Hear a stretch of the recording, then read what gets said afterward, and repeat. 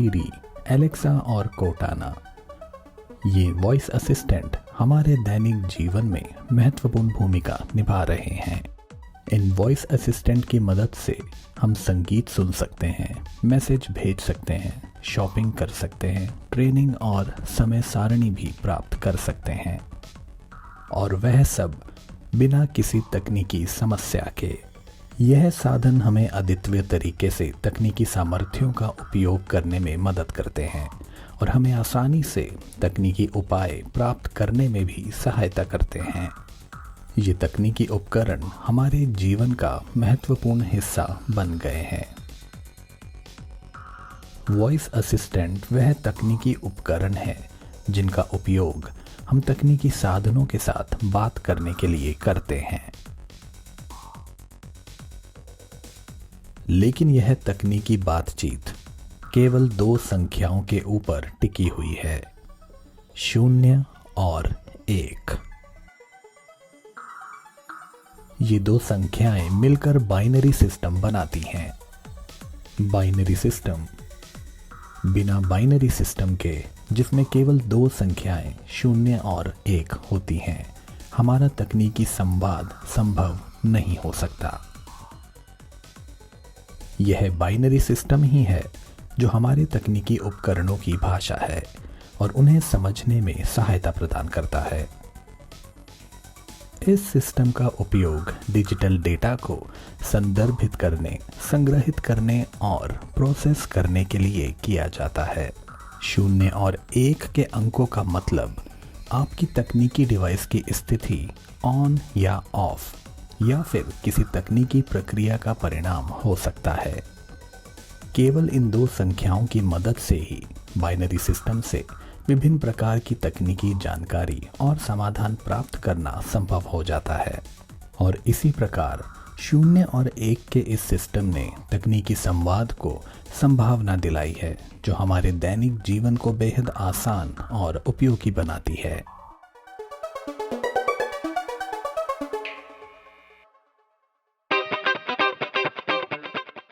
Digital electronics और computing, computer programming, internet और networking, data storage, encryption और सुरक्षा, उपभोक्ता इलेक्ट्रॉनिक्स, ऑटोमोटिव सिस्टम, घरेलू उपकरण या फिर दूर संचार, और इसके अलावा भी बहुत कुछ है जो बाइनरी सिस्टम के बिना कभी संभव नहीं हो पाता।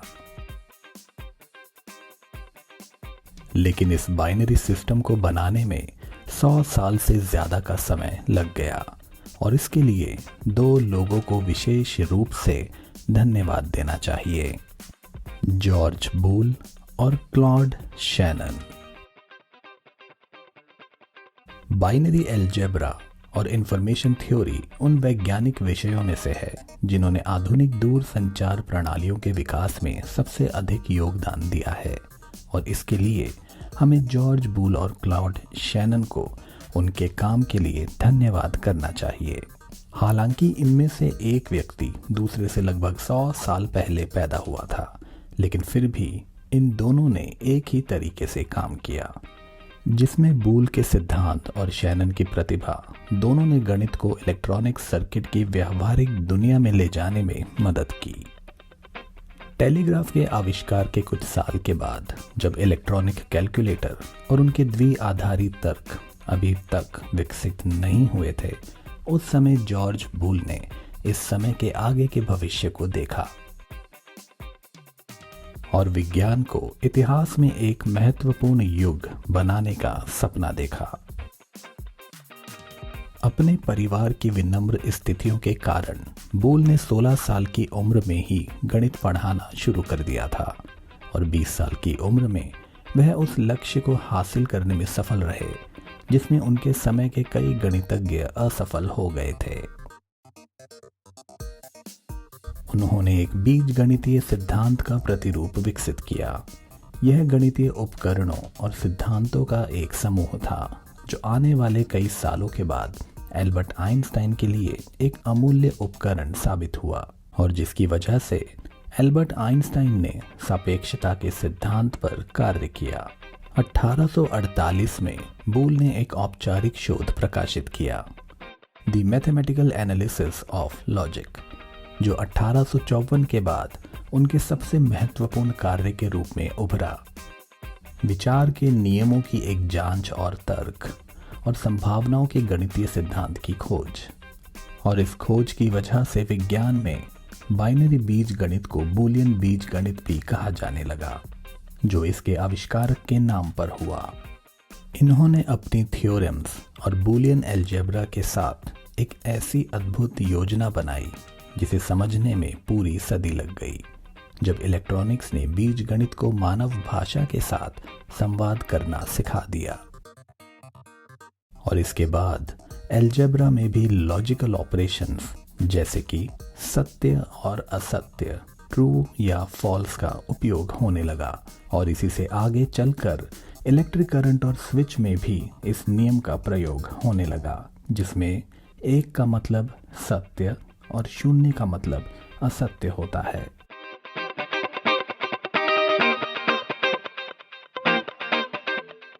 बूलियन अलजेब्रा अपने आविष्कारक की मृत्यु के कई वर्षों बाद एक शक्तिशाली उपकरण के रूप में उभरा, जिसने विद्युत और इलेक्ट्रॉनिक उपकरणों के बीच में एक संवाद स्थापित किया। इससे पहले इस तरह का संवाद कंप्यूटर के अंदर मौजूद विद्युत और इलेक्ट्रॉनिक उपकरण से किया जाता था। बूल के द्वारा विकसित की गई प्रमुख अवधारणाओं को 2 मूल्यों द्वारा दर्शाया गया है। उन्होंने इसे यूनिवर्स और नॉट के रूप में वर्णित किया और इसे अंकों के माध्यम से 1 और 0 में प्रदर्शित किया गया। बूल यह सोच भी नहीं सकते थे कि उनके सिद्धांतों का उपयोग सदियों बाद किसी मॉडल में किया जाएगा, ताकि यह बताया जा सके कि कैसे इलेक्ट्रॉनिक कैलकुलेटर काम करते हैं। उनके अलग उद्देश्य थे जो लॉजिकल मैथमेटिक्स से काफी आगे थे।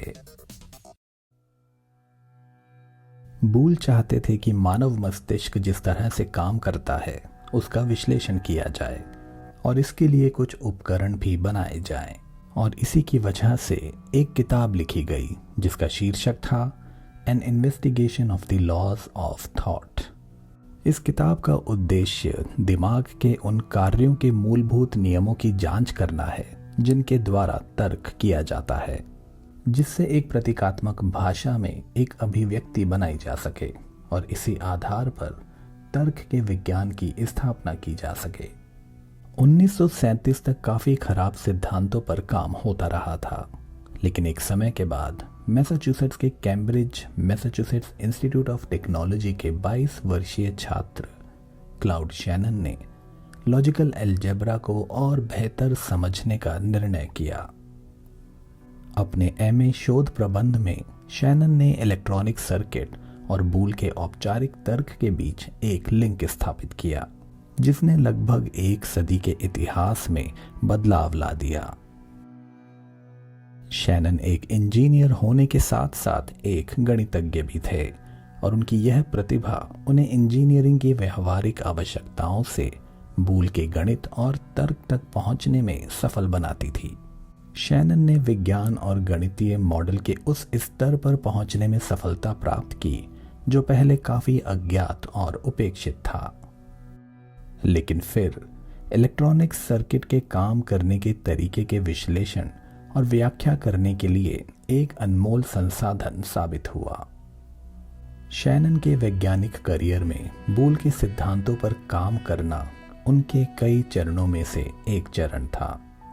बूल के पहले प्रकाशन की ठीक 1 सदी के बाद 1948 में शैनन ने मैथमेटिकल कॉन्सेप्ट नाम का लेख प्रकाशित किया, जो कि एक अभूतपूर्व वैज्ञानिक पाठ था, जिसने थ्योरम्स की एक श्रृंखला विकसित की, जिसकी वजह से संदेशों और संकेतों को प्राप्त करने में हुई गड़बड़ियों को दूर किया जा सकता था। यह क्लाउड शैनन ही हैं जिनकी वजह से हम आवाज़ या ध्वनि सिग्नलों को बाइनरी अंकों में बदल सकते हैं और बाइनरी अंकों से वापस किसी न किसी ध्वनि सिग्नल में बदल सकते हैं। 1953 में शैनन ने एक और लेख लिखा जिसने एक नई वैज्ञानिक शाखा स्टडी ऑफ आर्टिफिशियल इंटेलिजेंस को जन्म दिया।